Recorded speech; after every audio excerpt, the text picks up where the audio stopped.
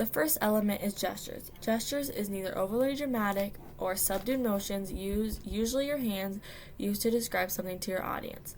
A positive effect of gestures is to use necessary gestures to describe something to your audience. A negative effect is to overly use gestures and distract yourself or the audience.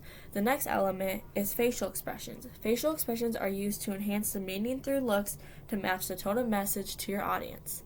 A negative effect of facial expressions are using unnecessary and overly using facial expressions to distract your audience.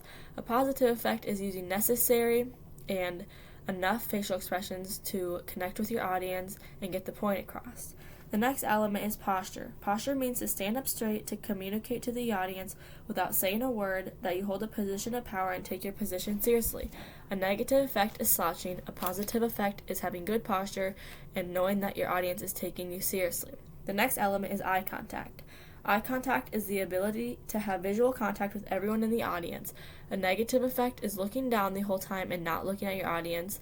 A positive effect is looking at your audience and everyone in the audience to connect with them and get the point across. The next element is verbal fillers. Verbal fillers are words used as placeholders for actual words, like, etc. A negative effect are using those words too much in your speech and losing interest from your audience. A positive effect could be not using those words, but sometimes using them as an example. The next element is articulation. Articulation is the ability to pronounce words right. A negative effect of articulation could be not pronouncing words right and your audience not understanding you. A positive effect is pronouncing words right so your audience does understand you and they get what you're talking about in your speech. The next element is pauses. Pauses is brief breaks in a speaker's delivery that can show emphasis and enhance the clarity of a message. A negative effect of pauses is pausing for too long and losing your audience. A negative effect is having pauses that enhance the speech and really get the point across. The next element is pitch. Pitch is the highness or lowness of a speaker's voice. A negative effect is having a too high of a pitch or too low of a pitch that your audience can't follow along. A positive effect is having a good pitch that the whole audience can understand what you're saying and can follow along. The next element is rate. Rate is the speed at which a person talks.